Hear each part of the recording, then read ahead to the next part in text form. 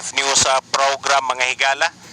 Atong ipadangat karong taud-taud mga kaigsunan ang laing segment mga higala kalabot gihapon is pagsangyaw tuig 2021. Mga nindot kayong mga talk mga higala nga nakita nato nga atong masabtan og maayo ang ato ang tinuho ang Katoliko mga higala. Unya inig kahuman ni ining maong segment atong ipahigayon ang kining pag-anunsyo, pagpadangat usab sa mga nagpakadaog sa nakalabay nga question and answer or questions and answers portion kanato sa nakalabayng Domingo mga higala og atong ipahibalo og kinsay nagpakadaog usab sa kining load pa premyo gikan nilang Mambubo og Sir Benji Sakayan nga unom ka buok katag 50 ka pesos mga higala og upat ka sakong bugas nga gikan sa Learning Entertainment Publication and Ads or LIPA nga mo'y nagdumala ni ining maong tulumanon mga kaigsunan. Okay, ni ata sa ikaduhang talk ato tong nakutlo no ni Brother Soka Fernandez mga higala ang may kalabutan sa usara bagayod ang Dios. Usara bagayod ang Dios. Usara apan dunay tulo ka personas, ang Dios nga Amahan, Dios nga Anak ug ang Dios nga Espiritu Santo mga higala. Atong paminaon ang laing segment na karon nga maghisgot sa larawan mga higala or kinulit o ribulto nga ipadangat ni Brother Paul Alima mga kaigsunan unya iyang pagahisgutan ang duha ka mga matang sa larawan, ang gidili ug ang gitugot mga higala. Again, ang gidili ug ang gitugot. Aniya si Brother Paul Alima.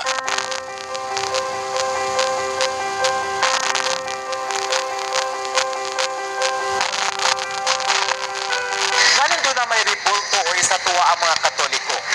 Dili ba na usa ka patuo-tuo?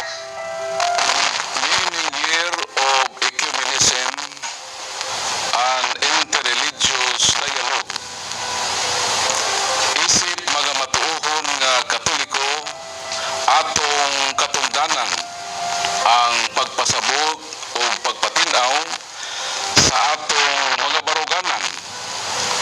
Isip mga Katoliko ngadto sa atong mga hinigugma o minahal nga makaigsunan nga naa sa lain nga tinuuhan. Kay ang atong pagtulun-an Katoliko usahay nasaypan pagsabot sa uban nga tinuuhan. Tubong og tingali kay ang mga Katoliko usab nga uban nga kulangan sa giya sa atong tinuod nga pagtulun-an diha sa atong katekismo. Pananglitan na usa sa nasaypan pagsabot sa uban nga tinuuhan kining mahitungod sa atong mga larawan o mga ribulto. Ang atong simbahang Katoliko na munga sa daghan ng mga santos. Ug ang mga santos ato silang gihatagan og pasibunog nga angay kanila kini gitawag nga dulya aron sa pagpalahi sa pagpasidog sa Dios sa gitawag nga latria.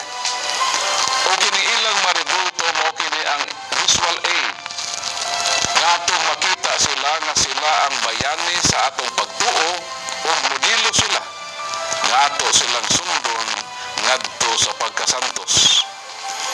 Apan nasaypan kini sa pagsabot sa uban nga tinuohan. Kita ilang giakyos nga mga idolatros. Nga kita kuno mga Katoliko nagsimba kita og mga Diyos-Diyos. Kay daghan kitag malarawan nga nakahilera sa atong simbahan nga Katoliko. Mao nga niining pagsangyaw 2021 angay lamang nga atong isangyaw ang pagpasabot sa katekismo o tinuod nga pagtuo sa atong simbahang Katoliko mahitungod sa mga larawan. Dunay duha ka klase nga larawan. Larawan nga gitugot o larawan usab nga gidili. So kinahanglan nato dinhi ang logic of distinction. Ang pag-ila sa sagrado nga mga larawan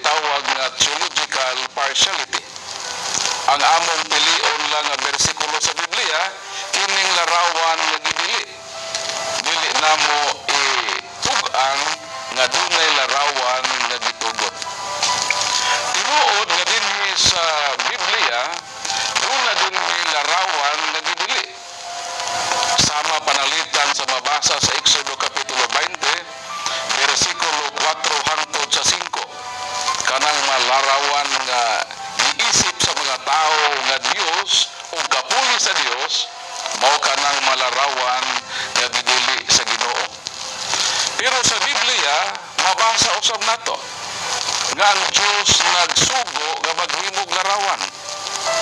Exodo kapitulo 25 versikulo 18 hangtod sa 22, nagsugo ang Dios kang Moises nga maghimo og larawan sa kirubin ug ibutang kini diha sa iyang tabernakulo. So dunay larawan nga gitugot. Ug gani ang Dios sa iyang pagpakita sa iyang gahom. Nagsugo siya kang Moises nga maghimo og larawan sa bitin nga tumbaga. Dinhi sa Números kapitulo 21 bersikulo 8 ug 9 mao kini ang atong mabasa. O giingnan sa Ginoo si Moises paghimog larawan sa bitin nga bronse ug ibutang kini sa tumoy sa usa ka tukon ug ang ipaakang bitin dili mamatay kung makatan-aw niini. Bersikulo 9. Busa nagbuhat si Moises og bitin nga bronse ug gibutang kini niya sa tumoy sa usa ka tukon ug kon ang hipaakan og bitin mo tan-aw sa bitin nga bronse dili siya mamatay. Ang Ginoo makahimo ba siya sa paghimog milagro nga dili maghimo og larawan? Ang tubag makahimo because God is omnipotent.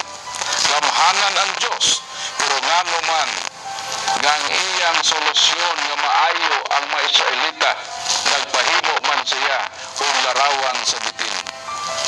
Buti pasabot ang Dios migamit og mga visual aid nga diha nato i-express ang atong pagtuo sa Ginoo. Mahinungdan nga ang templo sa Dios sa Ezekiel kapitulo 41 bersikulo 17 hangtod sa 20 doon na kini daghan nga mga larawan diha sa templo sa Dios. So klaro nga dunay duha ka matang sa larawan. Larawan nga gitugot o larawan usab nga gibili. Ang pangutana, kining larawan sa atong simbahan, naapil ba ni sa larawan nga gibili? Ang tubag dili. Kay kining larawan sa atong simbahan, wala gayud nato isipan nga Dios o wala nato kini simbaha isip Dios. Sumala sa Catechism of the Catholic Church number 2132, the honor paid to the sacred images is a respectful veneration, not the adoration due to God alone.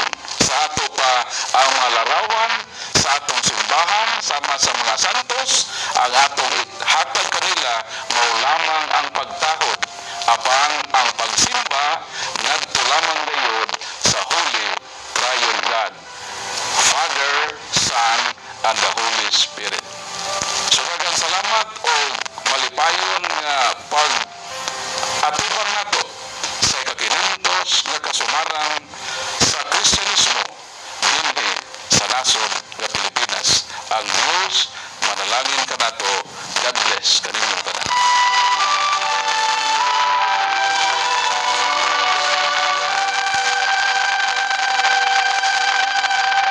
Okay, balik na usab kita sa itong Tulumanon The Best Life News program.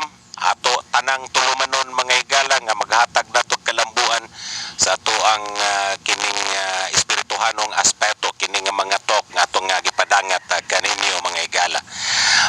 Unya mo kadto si Brother Paul Alima nga naghisgot sa larawan kinulit o ribulto mga kaigsunan. Nga dunay duha ka mga klase again gidili og ang gitugot. At this time atong kini ang by the way sa atong question and answer portion kining ang muhatag og papremyo sa upat ka sakong bugas karon mga higala nga tag 5 ka kilo ang sulod anonymous no dili magpaila suod nato nga higala mga kaigsunan diha sa Barili, Cebu. So anonymous unya ang kini ang ato ang load papremyo mga higala hinatag nila gihapon ni Sir Benji Sakayan og ni Ma'am Bubo Sakayan nga tag 50 ka pesos nga load nga balik unom usab ang makadaog mga higala. Unya muna sa atong question and answer portion atong ipadangat una ang third set sa advertisers mga higala sa ato ang tulumanon kay aron mahingpit na nga to ang pag kining recognize kanila o pag na-acknowledge kanila mga higala nga naghatag og